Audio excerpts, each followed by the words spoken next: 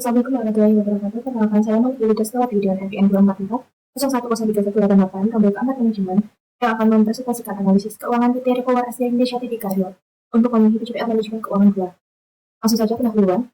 PT Repower Asia Indonesia Tbk Riau didirikan pada 13 Maret 2011 di Bekasi yang bergerak dalam bidang perdagangan dan pengoperasian properti real estate. Pada 6 Desember 2019, perusahaan resmi melakukan essential public offering dan mencatatkan sahamnya di Bursa Efek Indonesia dengan kode saham DIO. Proyek yang sedang berjalan, Botanical Puri Asri, Green Botanical Garden, Kegiatan Office Park, Apartemen Bekasi Timur, Apartemen Pasar Minggu, Pondok Cabe Townhouse, dan Apartemen Tangerang.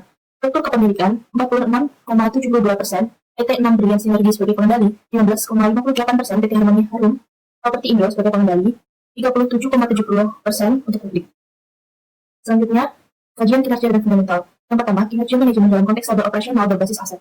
NOIC mengalami penurunan di mana modal kerja menurun karena aset panca berkurang dan utang jangka pendek meningkat. TOC juga mengalami penurunan akibat berkurangnya aset panca yang sejalan dengan NOIC.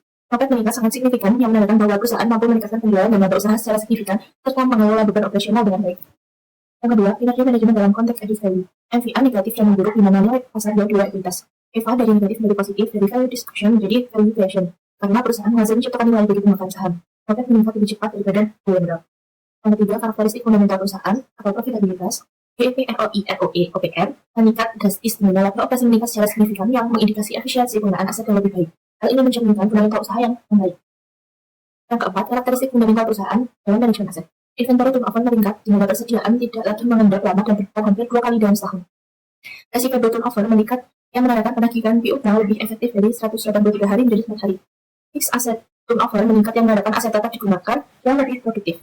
Yang kelima, karakteristik fundamental perusahaan dalam likuiditas, karena rasio itu menurun tetapi masih liquid, namun cenderung over liquid karena terlalu banyak dana yang menganggur dan kurang efisien. Quick rasio menurun tetapi likuiditas sangat kuat tanpa mengandalkan persediaan. Perusahaan masih liquid. S ratio meningkat di mana kas mampu menutupi seluruh utang jangka pendek lebih jadi 36 kali lipat. Yang keenam, karakteristik fundamental perusahaan dalam nilai pasar. Price to earnings, saham terlalu murah karena EPS meningkat drastis yang dapat mengindikasikan hilangnya kepercayaan pasar. Price to book menurun, menandakan harga saham hanya 14% dari nilai buku per saham. Market to book juga menurun, yang menunjukkan pasar menghargai perusahaan 14% dari ekuitasnya.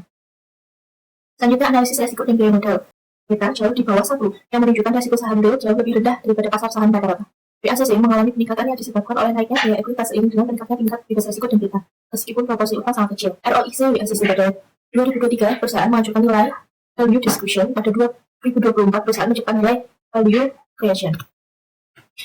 Selanjutnya, struktur modal. Perusahaan hampir tidak menggunakan utang jangka panjang dalam struktur modalnya. Hampir 100% dibiayai ekuitas. Pendanaan jangka panjang perusahaan sangat konservatif dengan risiko keuangan yang sangat minimal. Namun, perusahaan itu belum efisien secara perpajakan karena tidak menggunakan utang.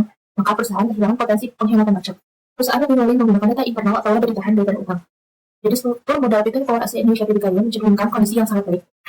Selanjutnya, kebijakan dividen. Berdasarkan laporan perubahan ekuitas konsolidasi yang PT Repower Asia Indonesia Tbk Riau, perusahaan tidak membagikan dividen pada tahun 2023 maupun 2024, dan seluruh laba yang dihasilkan ditahan sebelumnya. Kebijakan dividen mencerminkan strategi pertumbuhan jangka panjang yang mengutamakan penggunaan dana internal untuk ekspansi properti dan pembelian tanah baru. Hal tersebut tergolong perusahaan yang tidak menerapkan kebijakan dividen stabil, melainkan lebih pada laba ditahan jika masih ada proyek investasi yang menguntungkan. Relevansi kondisi dividen dengan simpatik dari di mana PT Repower Asia Indonesia ini tidak membagikan dividen yang dapat mengirimkan sinyal yang berbeda. Pada sinyal negatif dalam jangka pendek, perusahaan sedang mengalami kesulitan likuiditas atau kurang percaya diri terhadap stabilitas laba ke depan. Jika pasar lebih dominan membaca sinyal ini, maka harga saham beresiko mengalami tekanan jangka pendek. Sedangkan sinyal positif dalam jangka panjang, perusahaan berhasil menciptakan nilai tambah. Dengan demikian, kondisi dividen real, relevan, dan konsisten dengan sinyal teori, di mana sinyal positif akan terkonfirmasi jika reinvestasi laba benar-benar meningkatkan nilai perusahaan.